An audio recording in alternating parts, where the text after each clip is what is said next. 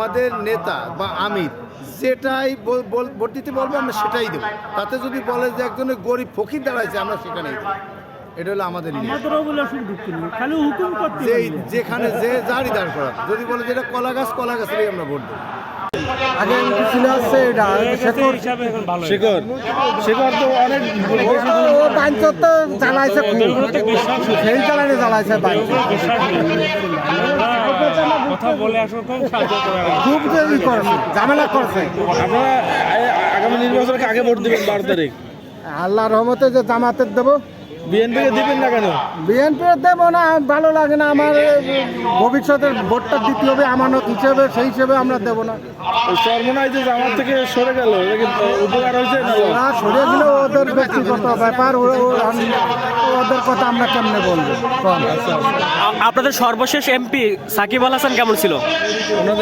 সাকিব আল হাসান কথা বলতে গিয়ে সাকিব আল হাসান তো পয়সার জোরে কেনেছে না, কোনোদিন রাজনীতিতে গেলাম না, দৌড়ি হয়েছে সাকিব আল হাসান প্লেয়ার, সে এসে গেল এমপি।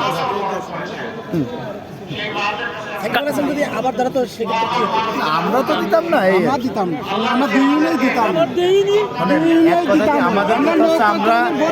হাদিসনের সাথে কথা সেটা হচ্ছে যে আমরা দিন কায়েমের চেষ্টা করা ফরজ আমাদের। আমরা দিন কায়েম করতে পারবো এমন কথা গ্যারান্টিতে বলতে পারবো না, দিন কায়েম করার জন্য চেষ্টা করা ফরজ। আমরা সেই হিসাবে এই দল গ্রহণ করছি, এই আর তাও আমরা জামাতে ভোট দেবো। জামাত ছাড়া কিছু বলবো না। যদি ভবিষ্যতে চিন্তা করি, কবরের চিন্তা করি। আপনারা সাকিব আল হাসানকে পছন্দ করেন না? না, পছন্দ করি না। এটা ছেলে ভালো, কিন্তু রাজনৈতিক দিক দিয়ে ওইটা করছি ছেলে ভালো, কিন্তু আমরা করি আছে আমরা ভবিষ্যতের কবরে যাওয়ার চিন্তা করি। কবরে যে কি জবাবটা দেবো, যে আমানত, একটা ভোট যে আমানত, এই আমানতটা আমরা জবাবটা দেবো, এই হিসেবে আমরা জামাতে ভোট দিই। এই হলো কথা।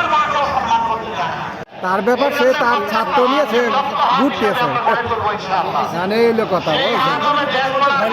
না ভয় কিসে, কোনো ভয় নেই। সাকিবুলের সাথে আমরা কত খেয়ে করেছি, তার সাথে ভয় কিছু। আমার পাশের যে আমি সাকিবুল হাসান, তারপরেও ভোট দিই, বোঝেন না?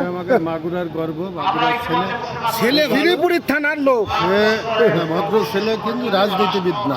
হ্যাঁ, ওই কথাই তো এখন তাকে ইনশাআল্লাহ প্রত্যাশা করতেছি যে আমরা আশাবাদী যে জামাতে এগিয়ে যাব, এরকম একটা আশাবাদী আমরা রাখতেছি আর কি, আল্লাহর রহমতে। আজকে যে আপনাদের পথসভায় জামাতের আমির তিনি যোগ দিলেন এবং বক্তব্য রাখছেন এখন, তো বিষয়টি কেমন লাগছে? ভালো লাগছে, খুব ভালো লাগছে।